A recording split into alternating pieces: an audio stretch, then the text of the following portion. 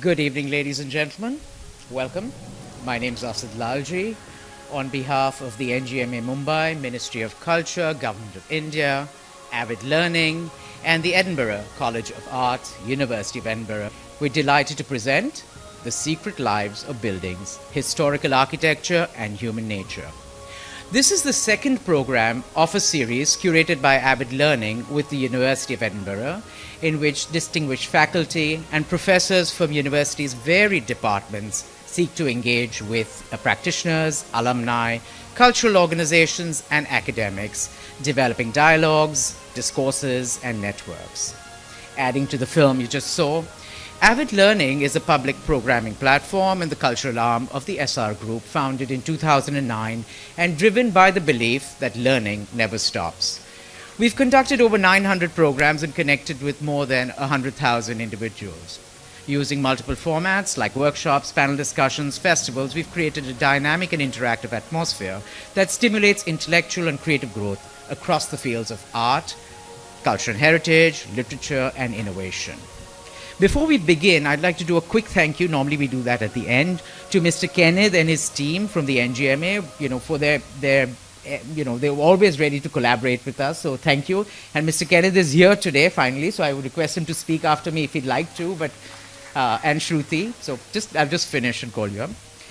Architecture is a subject we curate on regularly, and more recently we held a one-day workshop on decoding Art Deco in Mumbai, which involved an Art Deco walk to examine some of our city's finest specimens of this style. We constantly strive to bring new perspectives and voices for our audiences, and tonight's topic, we believe, is yet another unique subject: the correlation between historical architecture and human nature. What do monuments like the Taj Mahal, the Roman Colosseum, the Notre Dame, and even a Mumbai Sea Link or the Las Vegas Strip say about us? How did architecture become so central to our experience of being human? What is the interconnection between spaces and memory, and how is this link being eroded? To answer these questions and many more, we have a panel of experts. I'm going to just announce them and they'll come up later. Personal Chair, Interior Design, University of Edinburgh, Professor Ed Hollis. Author and architect, Meera Godbole Krishnamurthy. And they will be in conversation with architect and urban conservationist Kamalika Bose. For more about our esteemed panelists, you've all got some handouts, so flip it over and you'll find a detailed bio of theirs. But before I hand it over to Kamalika, actually I'm going to have Mr. Kenneth come in, but please take out your phones, everyone. Put it on silent. You might get service now, it's become 4G. And get social. Handles and hashtags of all the partners are on the screen there. So please post, repost, tag, tweet. And we look forward to a fascinating discussion. Thank you. Mr. Kenneth, will you say a few words?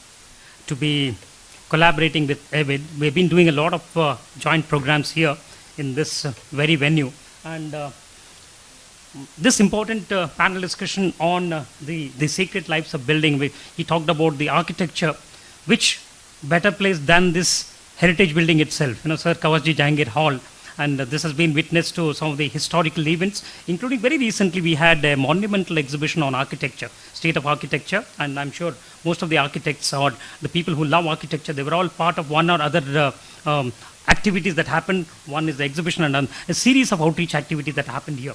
So once again, on behalf of the National Gallery of Modern Art, the Ministry of Culture and Avid Learning, I'd like to welcome you all for the wonderful discussion that's going to take place, and I'm not going to stand between you and the panelists. Thank you again for coming in such large numbers. Thank you.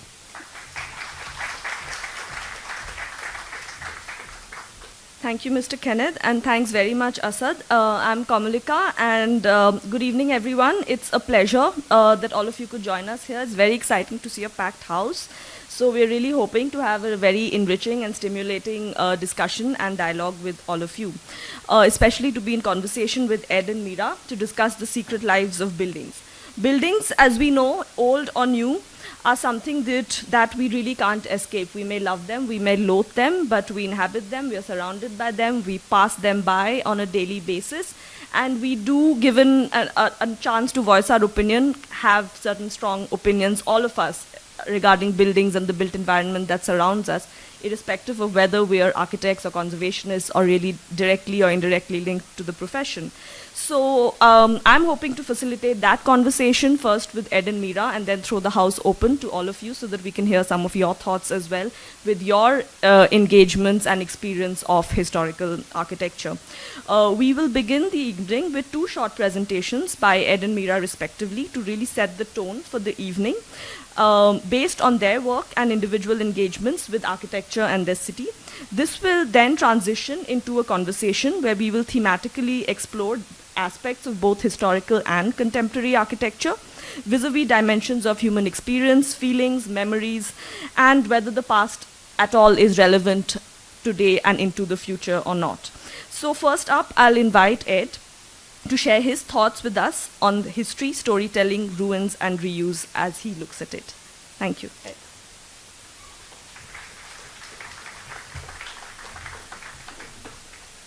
Thank you very much, Kamalika, and thank you very much for inviting me here to speak today. It's been a real privilege to work with Avid here.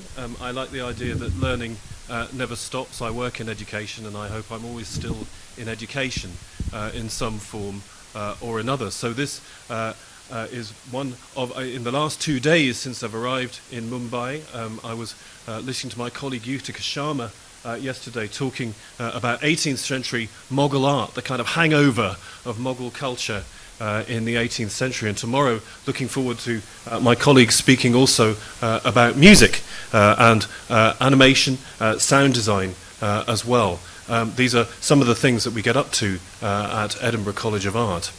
To introduce myself, I am a Professor of Interior Design at Edinburgh College of Art, and what qualifies me to be here today, therefore, is that what I teach students to do and what I research is how to ruin buildings, how to take what architecture gives us and spoil it and make it do all the sorts of things that it was never intended to do in the first place.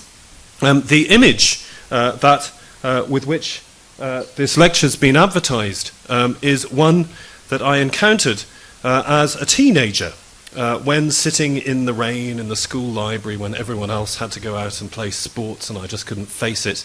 I liked reading books about architecture, and this image I found a particularly compelling one.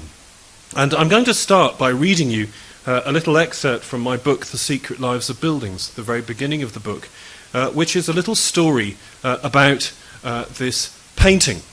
The painting is called The Architect's Dream, and it was painted in 1838 by a character called Thomas Cole. Now, he was painting in the United States when nobody had really built anything in the United States. There was no architecture.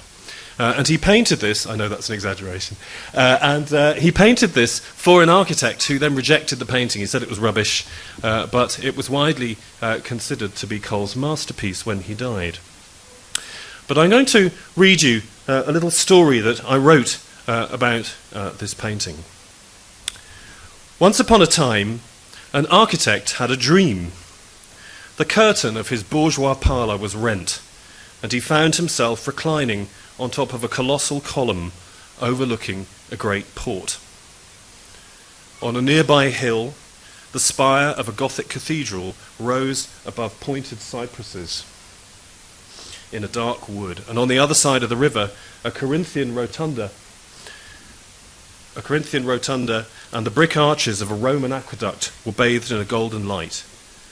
The aqueduct had been built on top of a Greek colonnade, in front of which a procession led from the water to an elaborate Ionic shrine. Further away, the form of a Doric temple crouched beneath an Egyptian palace, and behind them all, veiled in haze and a wisp of cloud, was the Great Pyramid.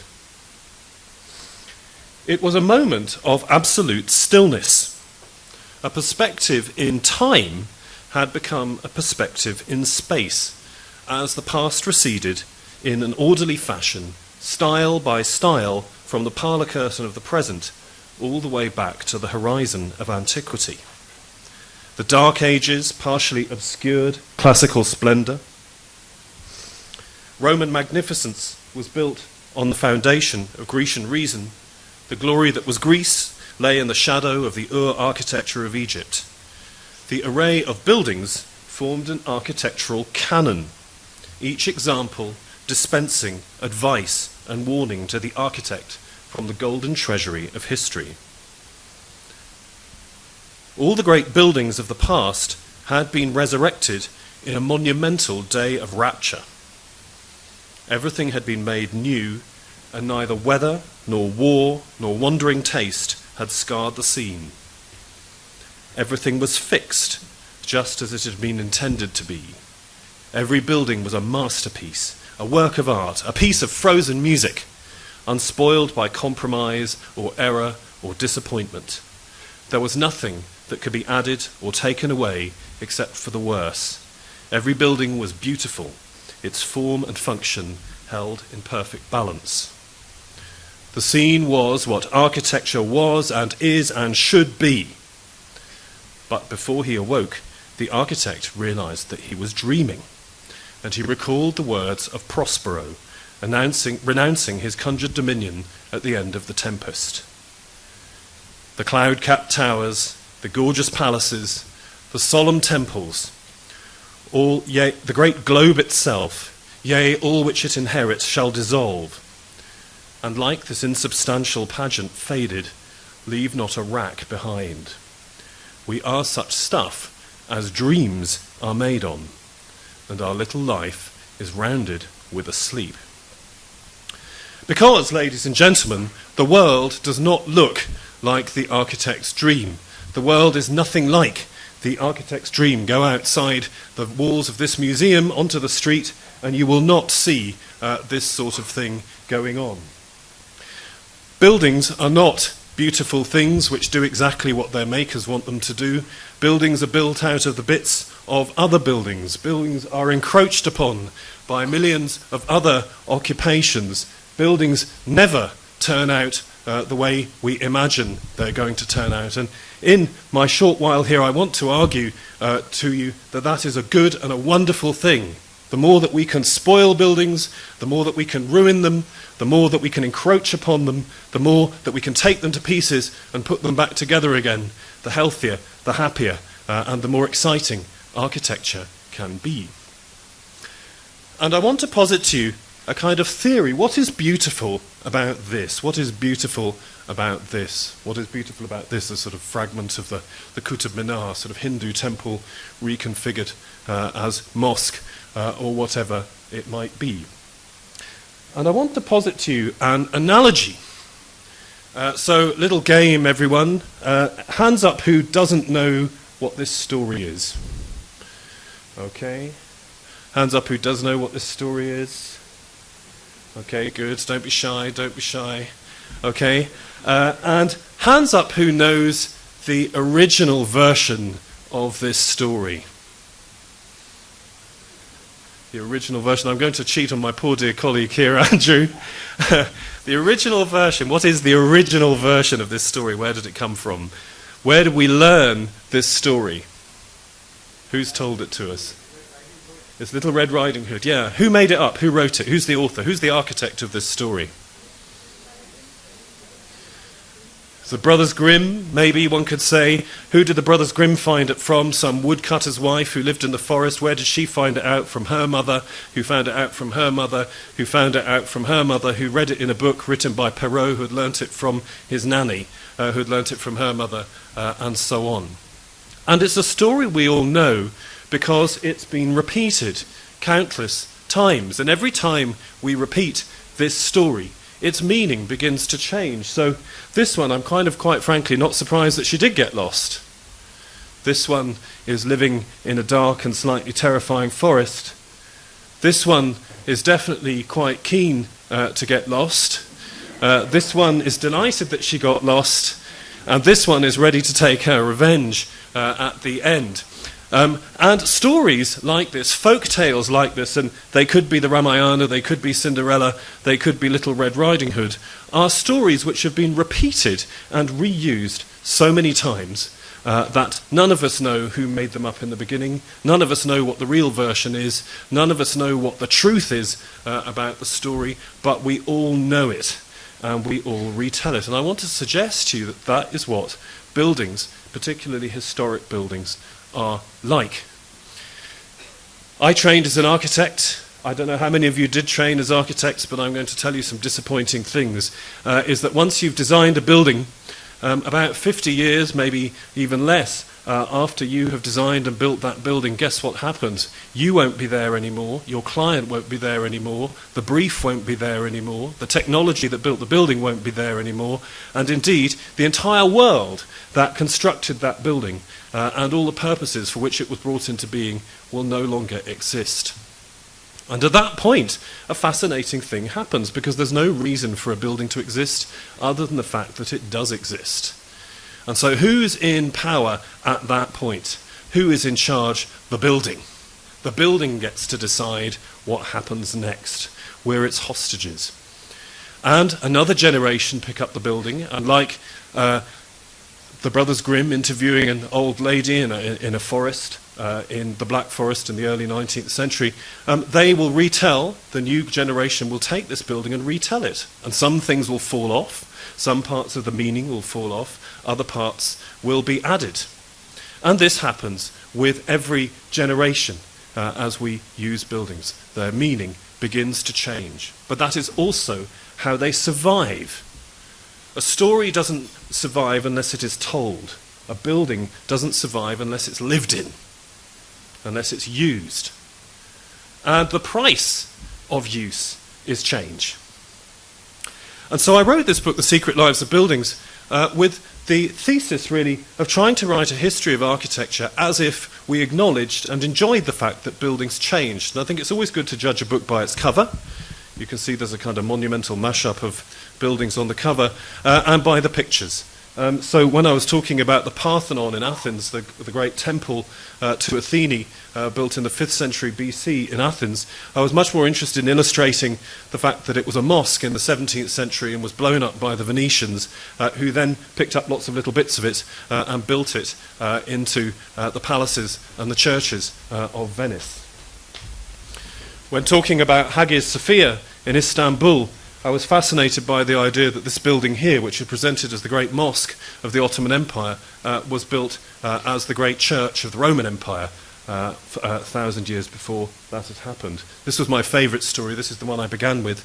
This is the little house where the baby Jesus was brought up as a child by the Virgin Mary and her father Joseph in Nazareth. But if you want to go and see it nowadays, there's no point going to Nazareth because it's not there.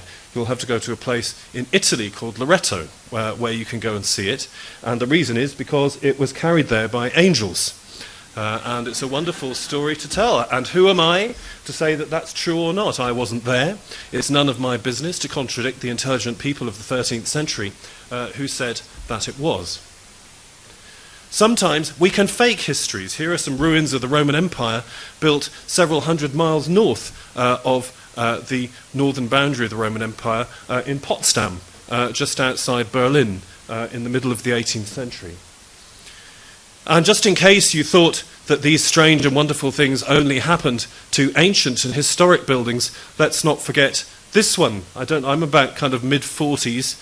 I won't reveal exactly which year, but when I was a student, this was the great architectural event of our times, was the destruction of this extraordinary structure, the Berlin Wall. When I was a child, my parents used to say, "Don't go east of that wall, because if you do, you will never come back." Now that's the sort of story that people get told in folk tales, rather than factual bits of news. And here what we can see is a little boy who's chopped the wall into pieces and is selling them as sacred relics. And if you go around the world, you will find millions and millions of 40-somethings with bits of the Berlin Wall in shoeboxes under their beds that were collected in 1989. Of course, the wonderful thing now is that in Berlin themselves they are manufacturing the Berlin Wall in order to be able to chip it into pieces and sell the sacred relics as well. And so worried are they about the disappearance of this thing that they're reconstructing it, as it happens, in the wrong place. So I was going to finish with this image, which I suppose is one of the kind of an interesting image of the kind of relationship between Europe and Asia. So this is the Doge's Palace in Venice being transported to Macau. in southern China. And I don't know if any of you have ever been gambling in Macau, but if you did, you would find this building, the Doge's Palace, which is the Venetian Hotel. So in the land of Kubla Khan, the pleasure dome that he decreed is an imitation of Marco Polo's hometown, which he went to visit. But it's not really a copy of Venice, it's actually a copy of the version of Venice that is in Las Vegas, which in itself is actually probably predated by the imitations of Venice which we might see along the Maidan here in the kind of fantastic Victorian 19th century buildings. So I just wanted to finish up, I guess, with, the idea that this is a dream, our idea that buildings can be perfectible, our idea that they'll do what they're meant to do, an idea that if we look after them and keep them, that we should preserve them like other artifacts, I would suggest to you is a very curious way to approach a subject which is in actual fact much more lively and unpredictable than that. And hopefully one thing that we can discuss a little bit later is this relationship between architecture and stories. Every time, here we are sitting in a building that would have been built in the early 20th century or late 19th century, I'm not quite sure, for a different world that no longer exists, that has vanished. And we are here in a retelling of a story which has already been told many times over. So I'll hand over there at that point. Thank you.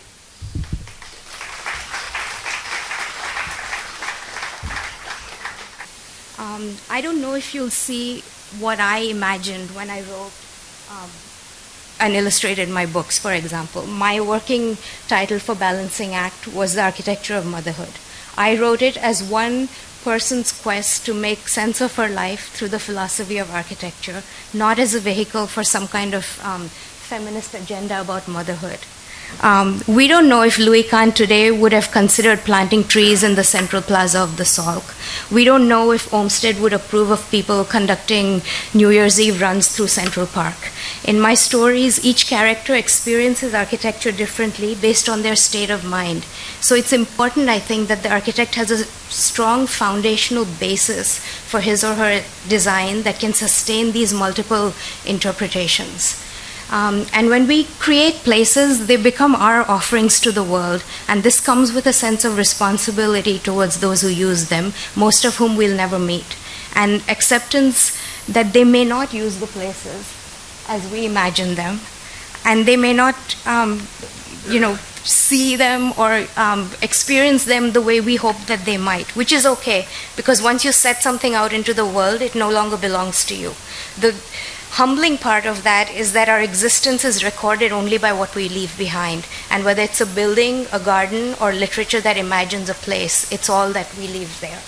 I'm going to end with a little reading from Balancing Act, where my protagonist writes an essay on the Salk, and it's towards the end of the story, but I think it sort of captures what I'm trying to say here. I wished my children were old enough that I could tell them about Louis Kahn and his theory of walls and how he thought materials must be respected. I would have told them about the monasteries and Roman ruins that informed the design of the Salk. But as I looked at their odd and serene faces, I realized that no words were necessary. A great architecture had spoken to them, and that was enough. In the final analysis, it really should not matter whether you know who Louis Kahn was or thought or wrote or said about this building or any building or even the act of building. It should not even matter what the Salk Institute wants to be. It only matters what it is and what it makes you want to be.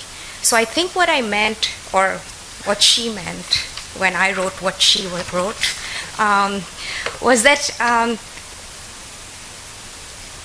that through his buildings, Kahn gives us a glimpse of perfection, an experience of beauty that's much greater than ourselves. He gave us the possibility of aspiring to something higher. And that's how buildings can change us. That's how architecture can transform us. And to me, that is the essence of the secret life of a building.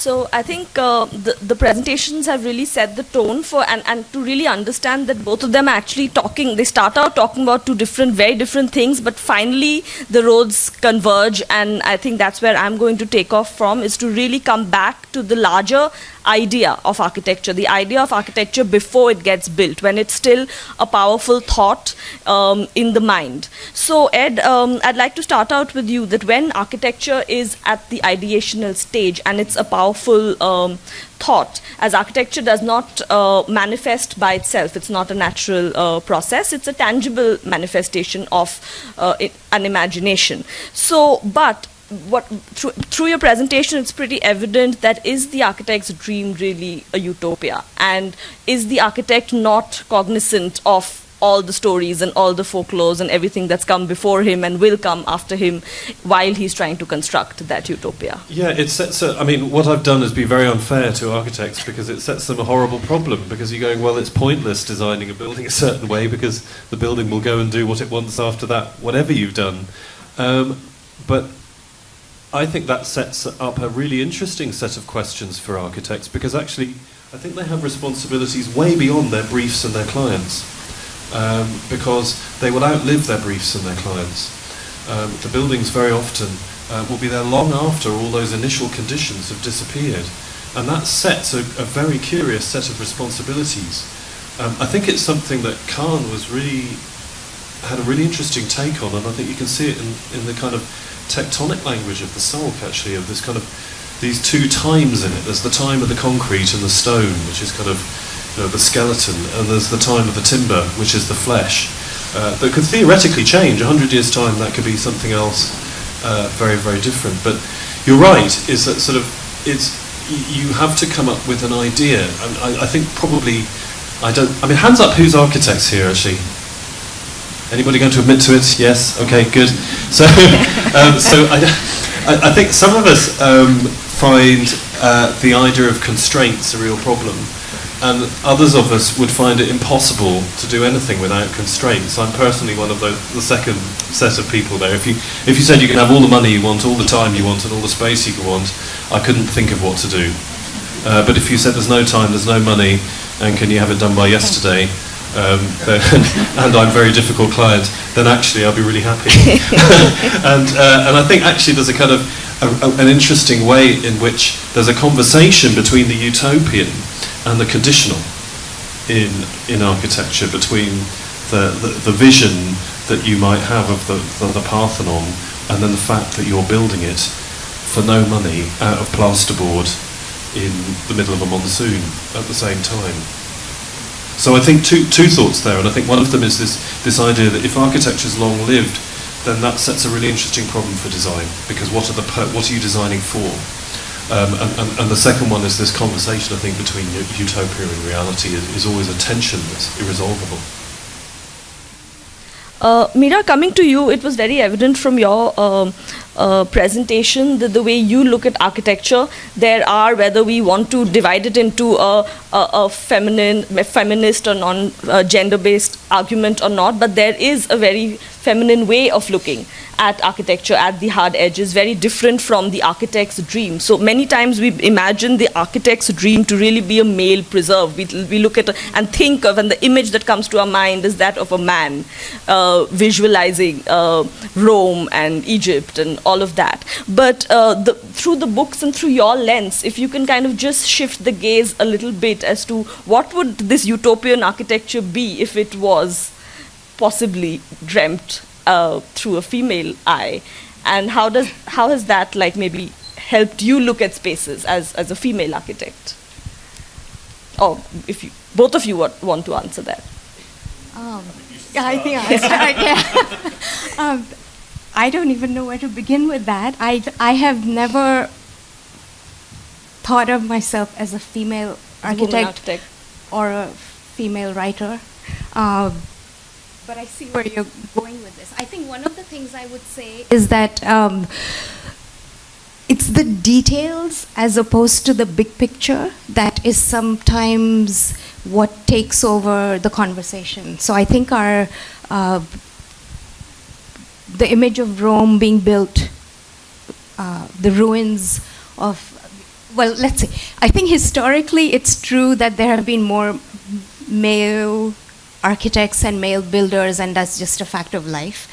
If you looked at my story in the Roman Forum, actually is based around this entire idea that it's about the whole father-son war, conflict, nation building, very macho, very ego-oriented kind of thing that is then left behind as this is what I have left behind, this is my creation.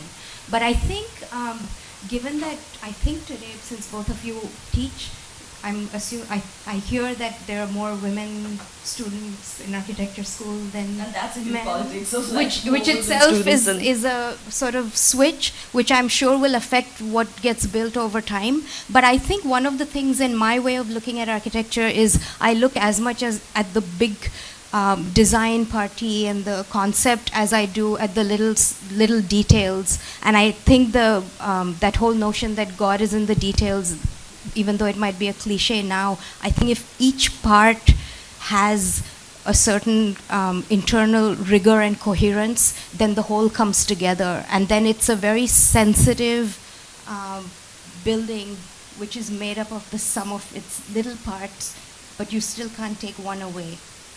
You need each one for the whole to exist. So I think that, to me, that's sort of a way of looking that it's a way of seeing, and maybe how you see the same thing but perceive it differently. Yeah.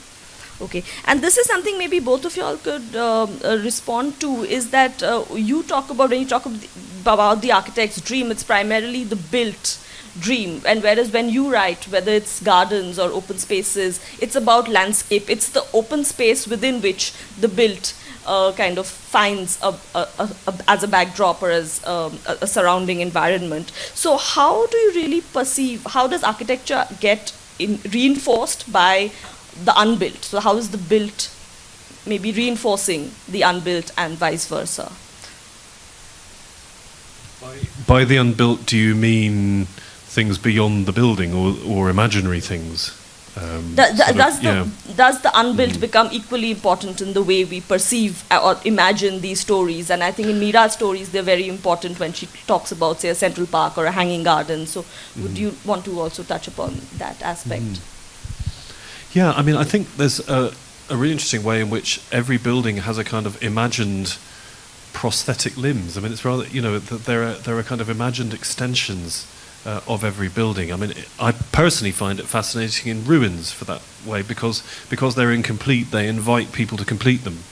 And of course, nobody will complete the same building in their minds in the same way.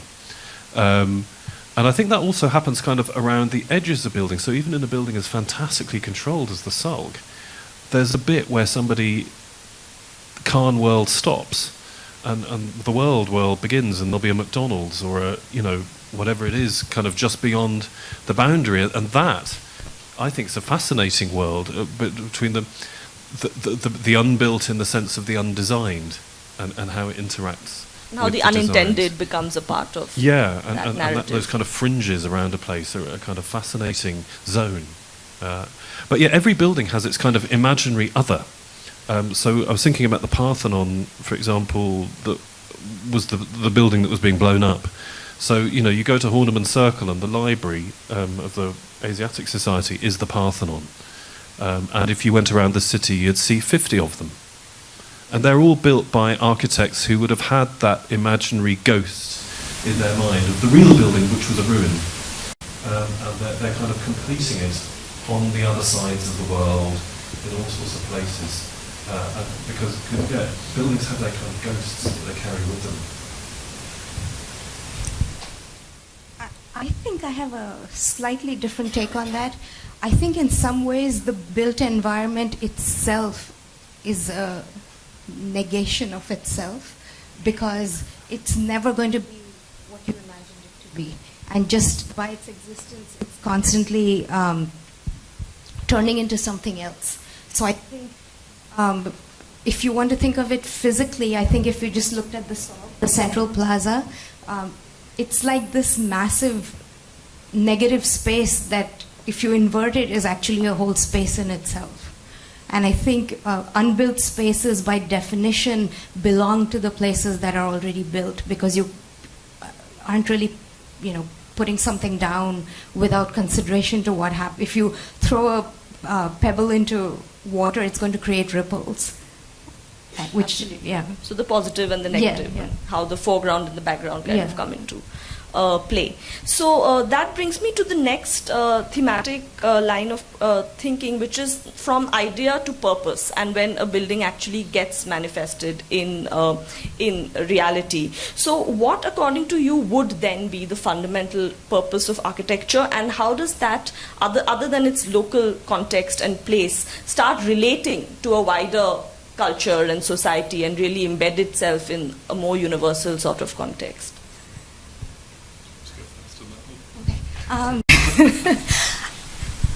I think there are some basic things that architecture does which are universal. So the idea that architecture provides shelter, that architecture nourishes the human being's physical existence in some way, these are universal values. So the whole notion of, Vitruvius's firmness, commodity, and delight can be interpreted in different cultures in different ways, but the essence of it remains the same.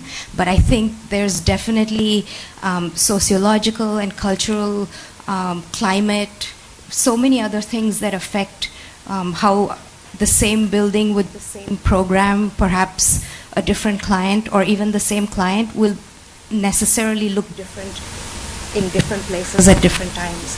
And I think that's sort of a inevitable, it's a necessary definition of what architecture is, because it must change from place to place. But I think the philosophy and the intent of the architect and the responsibility with which you build is a universal value that I don't think changes no matter where you are.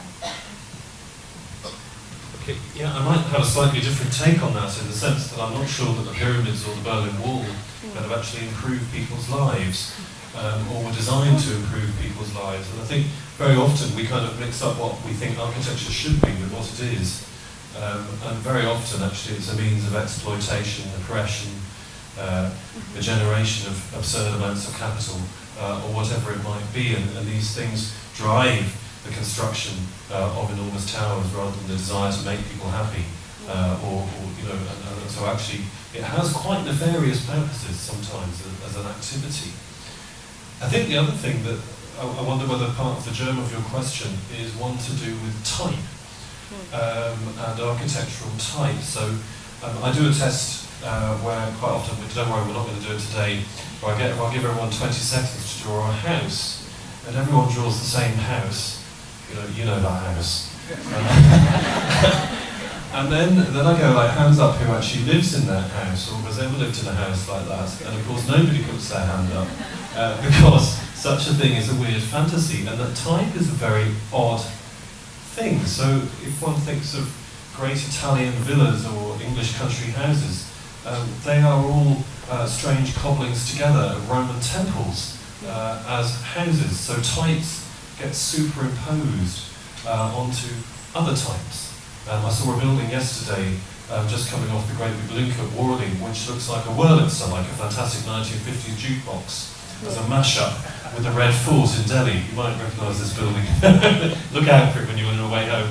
And actually there's a really interesting way that architecture plays games with image, and sometimes I think there is a correspondence to the kind of truth in inverted commas of the situation, but quite often people play very sophisticated games with type, and you get very curious kind of translations of types of buildings from one form to another. So then that now brings me to the aspect of architecture is something which is probably the easiest to pass a value judgment on, and a sort of uninformed opinion. Everybody has an opinion, good or bad, on architecture, right? So how would you look at what defines good architecture and what has been widely accepted as something that's good, some styles or some eras which have really been the hallmarks in really setting out and defining these different types which we still value today? I mean, that's a really interesting question, and I avoid it when teaching students by encouraging them to go and look at as much bad architecture as possible, on the basis that they'll probably learn more by looking at bad architecture than they ever will by looking at good architecture. And I think what makes a good building, I think there's a really clever thing about time, actually. It's how buildings unfold in time and how durable parts of them are, while other parts are flexible and mobile. Well, exactly like a human body. A building, it's pointless building a building which is going to look fabulous in design for 2 minutes. Actually, what happens when people occupy this thing over time? How does it change beautifully? How does it get better when it's 50 years old than it was when it was 0 years old? And how can it accommodate different use and change of use without thinking? So that's definitely a value I'll put on it. But deep down, there's also a part of me that loves a beautiful composition.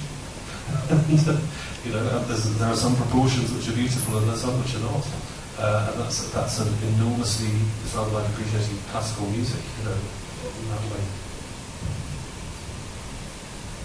Yeah, I think I still believe that there are some universal aspects that do have some bearing on what is considered maybe not beautiful, which I think is a little bit subjective, but timeless.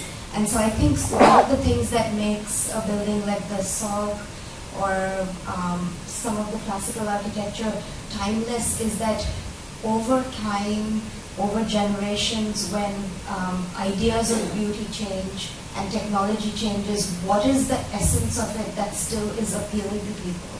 Why does somebody stand in the SOG who doesn't know a thing about Louis Kahn, doesn't know what happens there, doesn't know about biology, feels that there's something special about this place? And I think that has to do with a certain rigor. I think there's an internal rigor to composition which people can feel it. You don't have to be trained as an architect. I think you can, and it's not just the golden mean or something like this, which is proportion, but I think there is a certain, and I'm going to sound like a bit of a poop here, but it's a very animist view of things, Inanimate things are also living in some sense, that you feel good in a place. And there's something about the way that it's designed and the way it deals with its environment and the sun and the stars and the moon and whatever. But that there's something about it that makes it different than just any other building. So I think the intent, the responsibility, the care, the amount of detailing, the thought that goes into it, where you're trying to fulfill those three things: the functional, the structural, the beauty. Right. So if we look at the modernist period, that is when this whole principle of form follows function came across in a very, very strong way, and that's probably what has informed the way education is today, the way we're taught architecture in schools and at all levels. But Meera, you very strongly look at architecture as a protagonist, as characters, as backdrops before which maybe life also unfolds. And you are definitely looking at architecture and trying to investigate into the stories and the myths and the folklore and all of that. So if both of y'all can just expand on these aspects of looking at beyond purpose, beyond form and beyond function, these two dimensions, and throw some light on that. I think in that sense, I don't think we're coming at it from two different ways. I think we're coming at it from the same way. Perhaps he's looking at it, the stories that happen because the building exists, and maybe I'm saying the story unfolds as the building exists. So it's a present continuous as opposed to a looking back. But I think the idea that and by buildings, maybe we should just say space as opposed to a building, because it's about the built environment really, and landscape is as much architecture as a building is. But I think the modernist credo of form follows function, or the building being a machine to live in, I think it's a little bit overused, or maybe it's misunderstood. I don't know, because I think form doesn't follow function. Form and function are the same thing. And if you are making something purely because you need the function to be fulfilled, you'll probably end up with something which is literally a machine, which is great and functions very well, but there is an aesthetic that you need to apply to it. And I don't think that you put one over the other or layer it with the other. I think they have to be melded together. So to me, that's sort of the essence of what makes good architecture, no matter what ism it is, whether it's modernism or classicism or whatever style it may be. The typology to me is secondary to what it is that the building is doing. So an ionic column or a Corinthian column isn't just an added-on thing, although it has layers of meaning in a specific culture. Thanks very much. Yeah, I wonder whether there are two extensions. If we were sitting here 50 years ago, 60 years ago, I think we wouldn't be discussing stories in buildings. And I think the idea of function as a story is actually a very powerful one, because a story can be true and not true. A story can be protean and retold.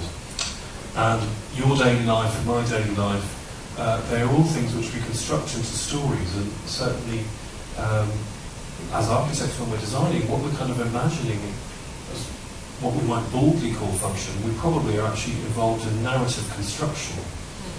And sometimes those stories are, I get up in the morning and I brush my teeth and I eat my breakfast and I go to the garage or whatever. But actually, sometimes they are a little bit like Red Riding Hood, where the meaning of the story or its efficacy is actually quite hard to work out.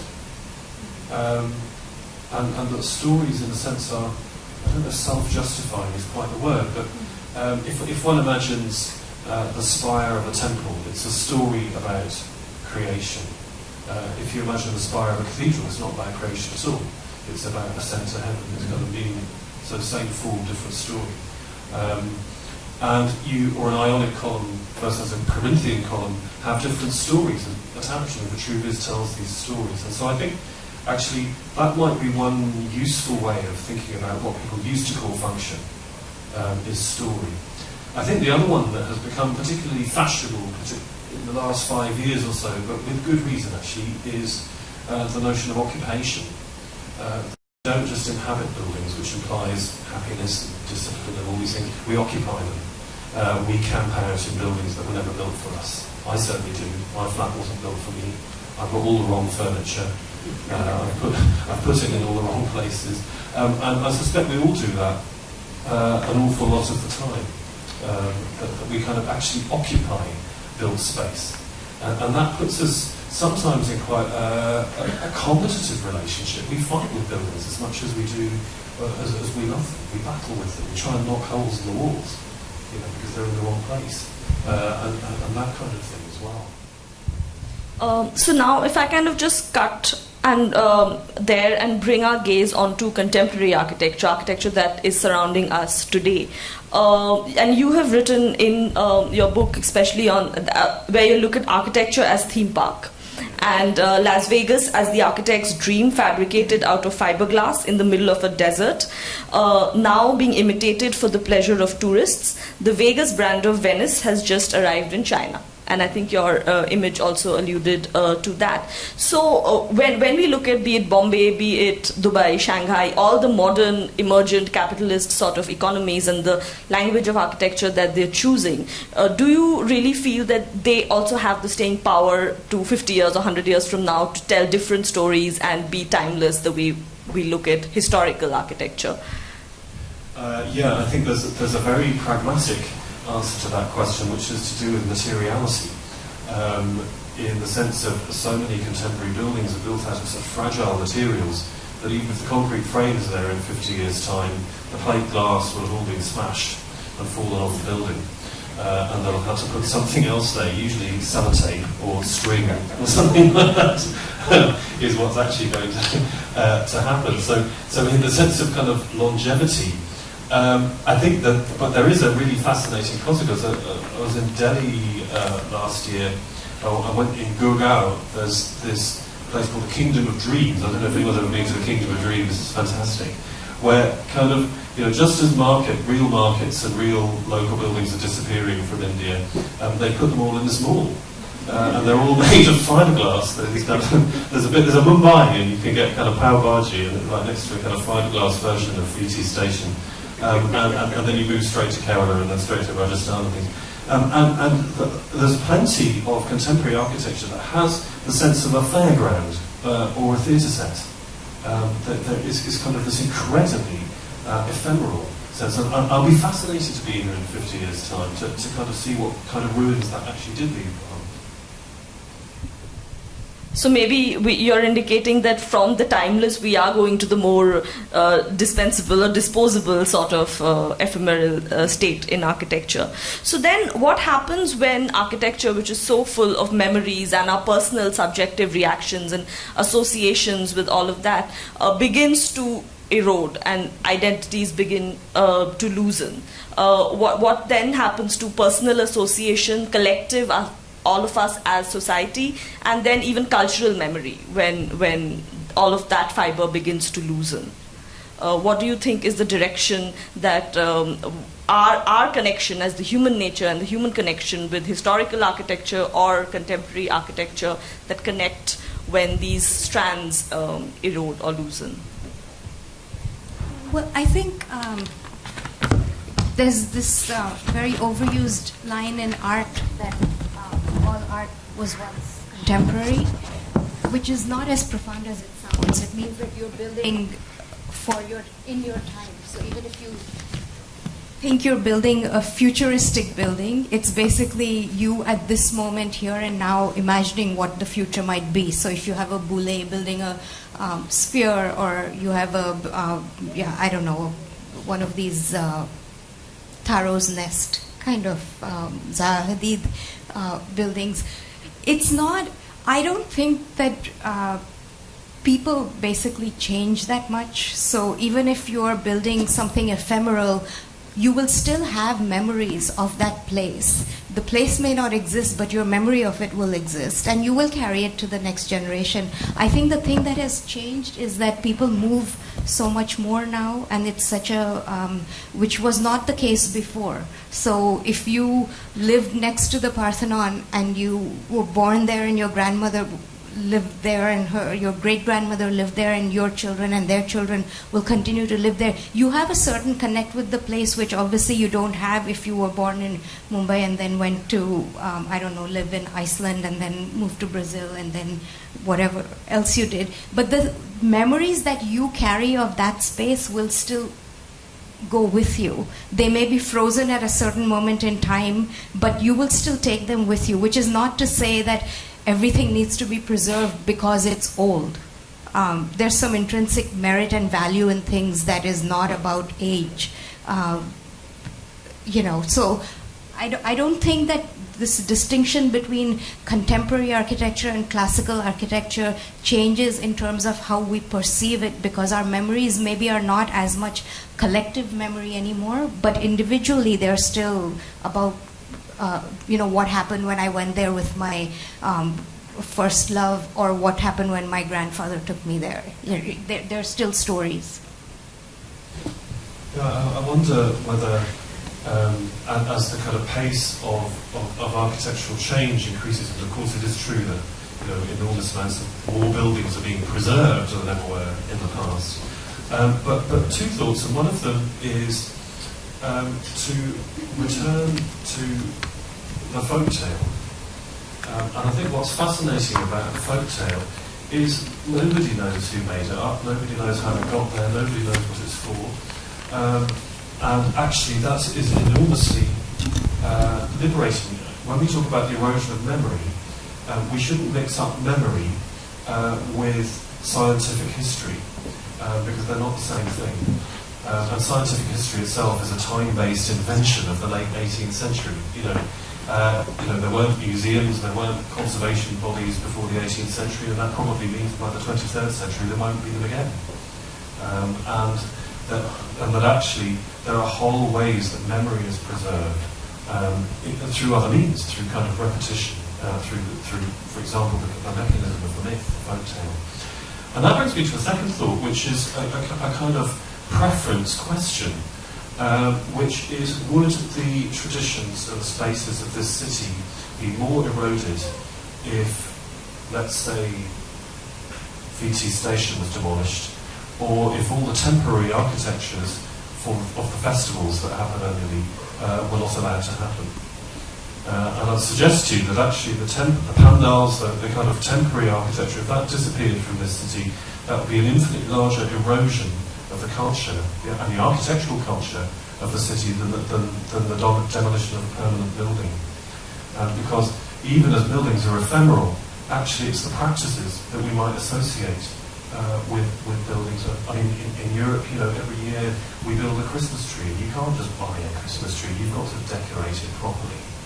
And I'm sure we all have things like that. It's the doing, it's the making of the thing that is tremendously important.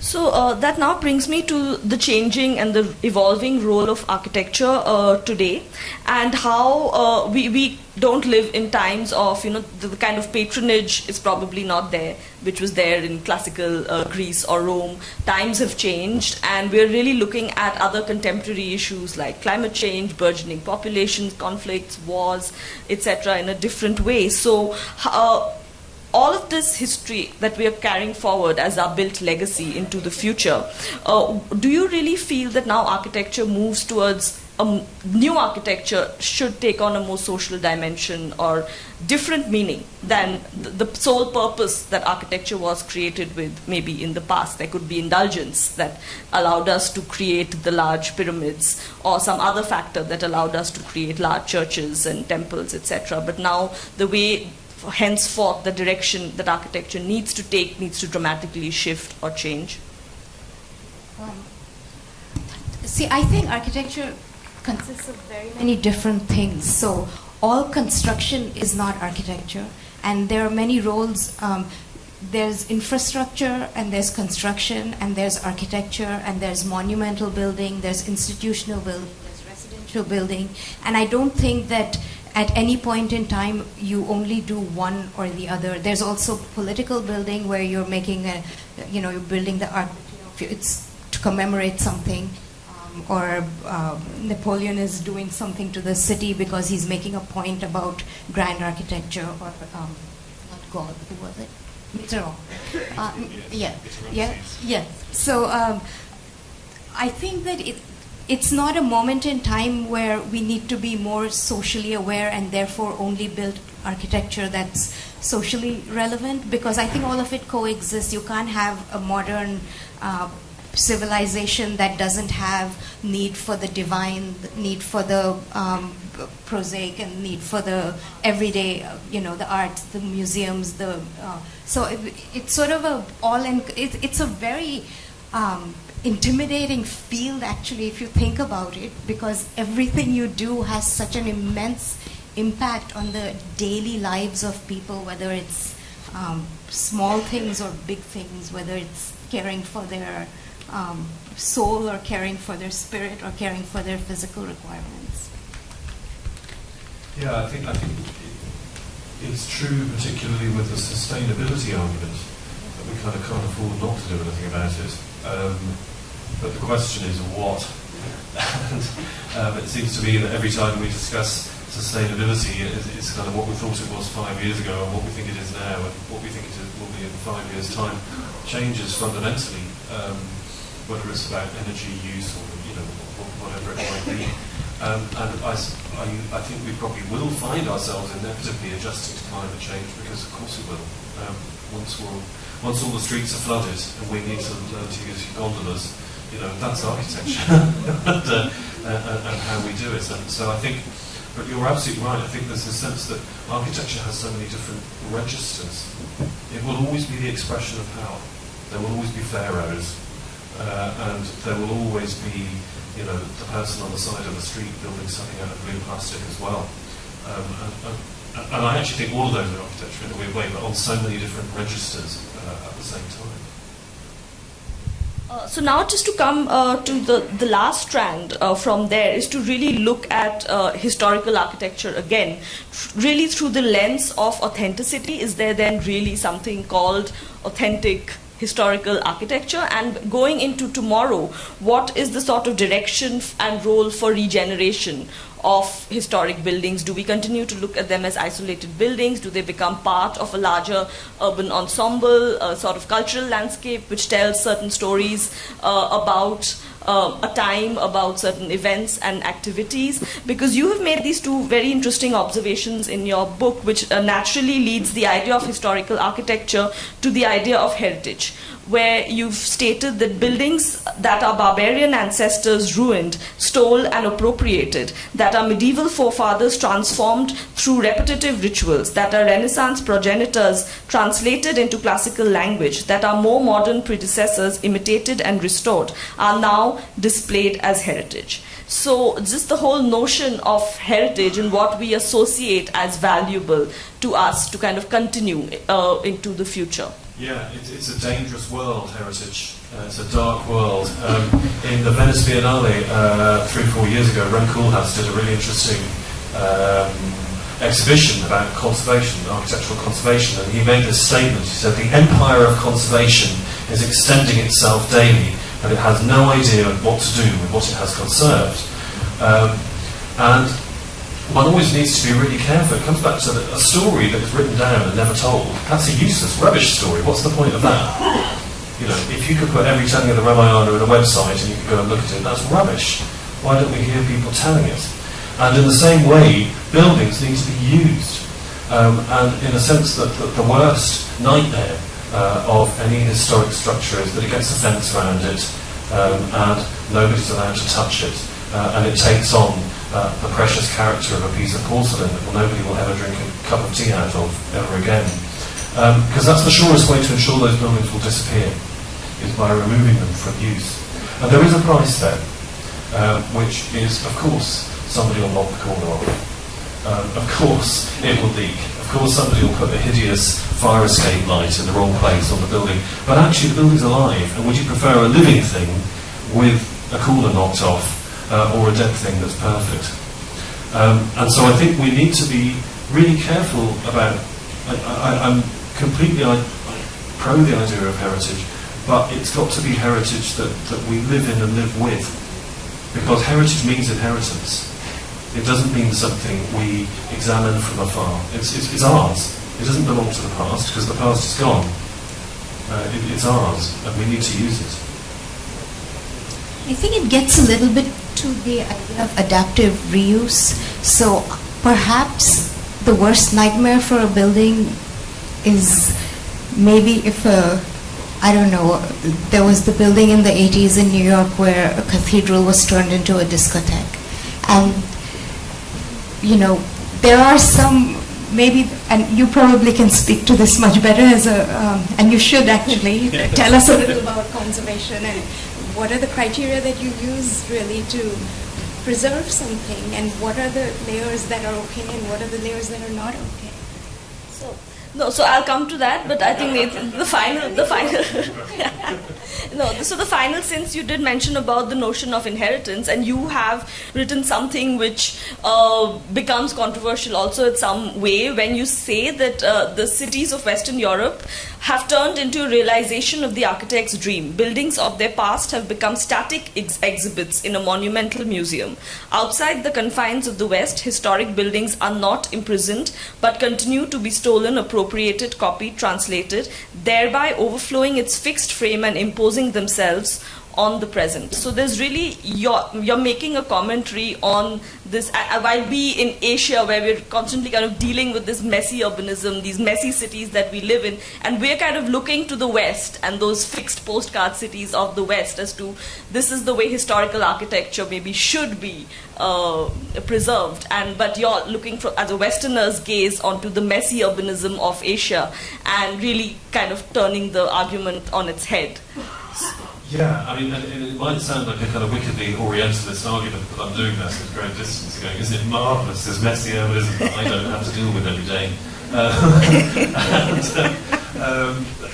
But Particularly Edinburgh, for example, is a very, very curious city because it was actually built at the centre of it was built at the same time as the Architect Stream. And weirdly, the buildings are all stacked up in the same way.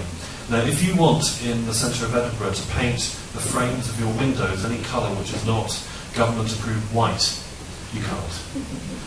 If you wanted to build a tower, you can't. Forget it. If you wanted to build something that wasn't built out of stone from one particular quarry, you can't. And no wonder the city is a tourist attraction, because it's like a little thing in a snow dome. And if you walk around Edinburgh, there are little plaques on the pavement, and they're sponsored by Fujifilm. For those of us who can remember film, whoever that is, they were put there so that you would know where to stand and take photographs that corresponded to the postcards of the city. And it's a city like Venice, which is a city which has been Airbnb to death, that actually its population is contracting by tens of thousands every year. Eventually no one will live there except people on holiday. It'll be a resort, it might as well be in Las Vegas. And so, yeah, you might look at these picture-perfect kind of examples, but look at them as a warning as well, because actually you need to deal with the messy realities of life. Here we are in this incredible growing economy. Here we are in a world which is developing really fast, and that is not. I think those models were made for a slightly different world, actually, that never had to deal with these realities.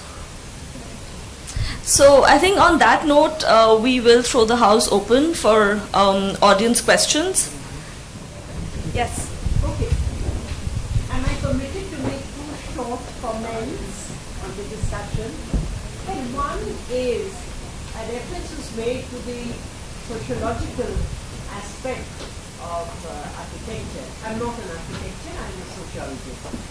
So what I do want to highlight more clearly is that really in houses or localities or groups of whatever dwelling places or monuments, well, not so much the grand monuments, but I'm talking about the humbler houses. It's really the social meaning, the meaning that is imbued to that space and structure. And it's because there is a meaning that is imbued to it that it is also changing. The woman will look at differently, the husband differently, children and so on, and over generations it would change. So I think that is one factor I do want to bring out, that there is a meaning attached to lived spaces. The second comment briefly I want to make is, when you talk about heritage and conservation, one thinks of grand things, grand monuments or historical monuments.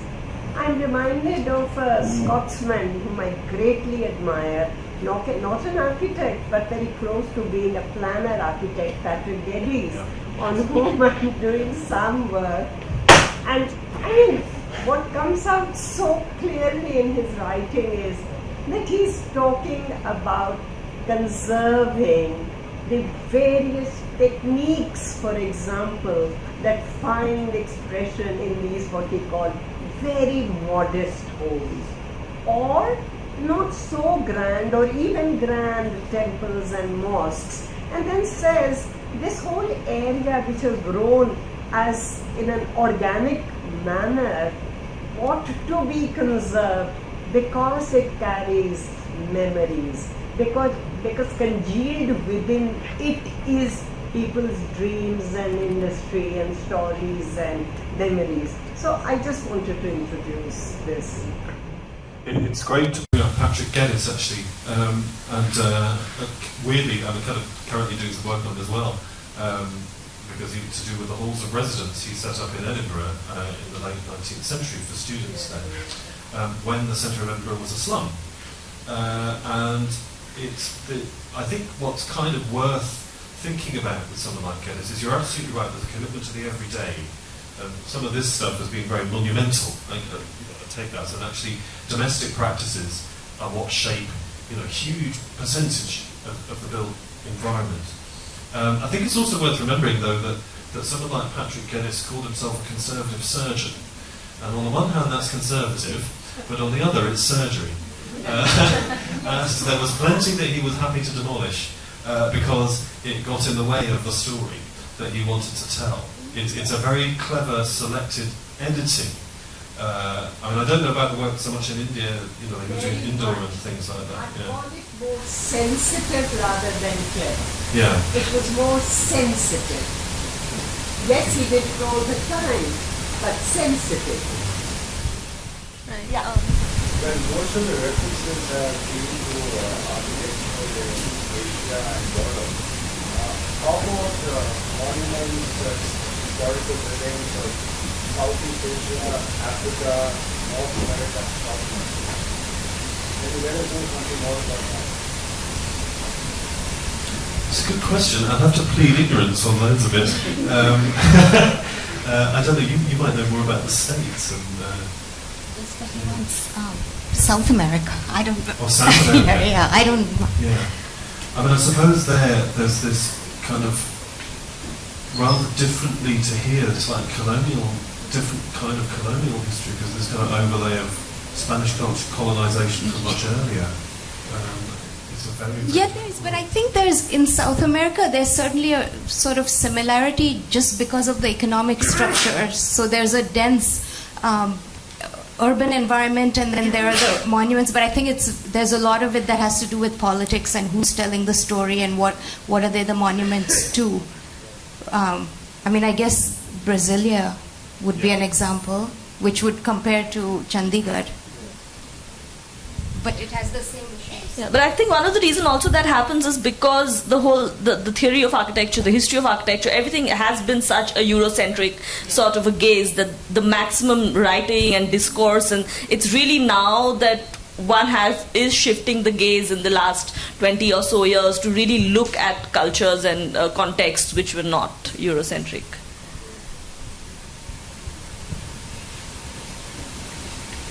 Yeah. So I was very intrigued with your perspective on, how you wanted heritage building to be sort of used and lived in. It was fascinating because I'd never thought about it, that Edinburgh was actually dying as a city because it was so preserved. But come to think of it, like, what would you imagine, say, one Taj Mahal? How would you imagine it being used? And let's be honest, in India, we don't have a very well-developed civic sense, right? And that's why in buildings you have pictures of gods at corners so that people don't spit farm or, so how would you sort of, like, I remember this image very vividly. I was studying in Philadelphia, there was the Liberty Bell, which was from the 1700s, and it was preserved, right? Like everything in America, which is just a couple of 100 years old, and they preserve it like it's just, and in India, I was walking around Paul's house, and there's the gardens at the back from the 13th and 14th century, and there were these little kids, the Para kids, who were actually playing cricket, and using one of these stones from the 13th and 14th century as a wicket stone, as a wicket, right? So it was very jarring to me. So how would you balance what, let's say, a Taj Mahal, if you're opening it, without any restriction, like picking a spoon or something, and you have people walking in, spitting, and there's all of that beauty. And I dare say maybe it could be under mounds and mounds of unspit. So how would you balance, how do you balance that? Yeah, the Taj Mahal is a particular, I guess partly because it's already built to be outside time, isn't it? It's a tomb. Right. And it's kind of detached from the world. But I was speaking to somebody recently who was doing a very interesting project in other parts of Agra, where popping out of the houses, you suddenly get a beautiful pavilion or a tower. And actually what they were very large parts of imperial gardens that have disappeared under building. But the people who lived there were still aware that there was buried under all of this enormous imperial garden sitting underneath there. I suppose the thing with something like the Taj Mahal is, don't worry, it is being used. More people troop through that place every minute than but if it disappeared, imagine how many imitations there are of it. Not just if they archaeologists in 1,000 years' time dug up the souvenir shops that surround the Taj Mahal, or indeed in Janpath in Delhi or something, you'd find these like 5 billion ashtrays in the form of the Taj Mahal, that everyone would know exactly what it was like, and it would still exist. But then there's another answer which sounds like a stupid answer, but its materiality, I think, almost defies reuse. It's this kind of white marble. It's this most extraordinary kind of untouchable sense of it. Yeah. Or apparently it's pristine. But there's an example. One of the stories that I have is set in the Lodi Garden, and those are tombs. Those are from 1500s. They're used every day, all the time, by people, and nobody goes there and spits on it or does anything. They're part of a living garden that is in the daily use of people. So I don't think there's necessarily. But something within me died, to be very honest, when I saw those kids, and there was a cow sitting on it, and they were using it as a stuff, and I'm like, I don't. Do you think we understand? I feel like because when we preserve, people have a far better, I think maybe appreciation or respect, and I feel like in India sometimes, we don't really have an understanding or respect of our history or our heritage. We do use it there's cows that are playing cricket, we're used Cows will do what they want. You can't expect cows to understand heritage issues. But actually, I think it's wonderful if a 13th century column is being used as a wicket. I think that's a beautiful reuse of something, and wonderful that people are enjoying that space. I think now we'll take our final question.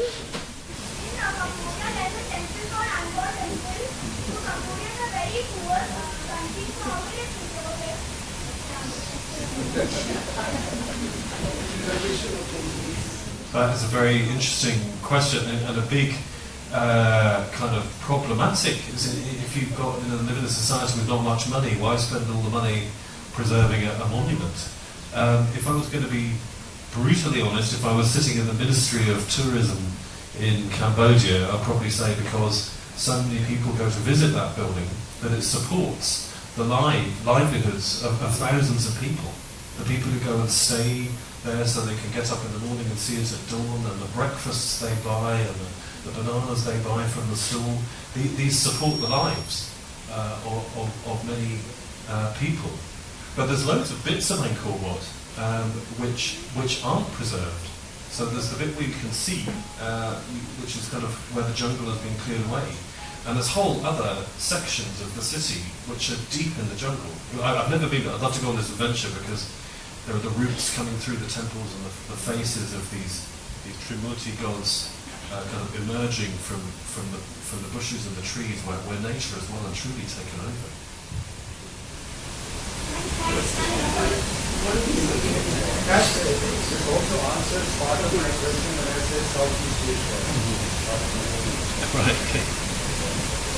Yes. I'm just thinking, if we shut our eyes for a few seconds and think about Mumbai city without heritage buildings. Just think, when you shut your eyes and think, Mumbai city without heritage buildings, what is there to see? The sea. And why should thousands of foreigners visit this city? Heritage with outstanding habits. Everything is not when we say we inheritance of legacy, it's outstanding habits. We Paris, they live. We have one life, they have many lives. That's the way.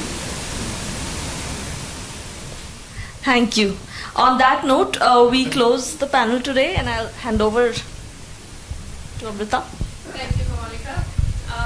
I'm Amrita Sabrangani. I'm the Regional Director of the University of Edinburgh South Asia office that was set up in 2010 in Mumbai to extend our relationship with India and with the South Asian region.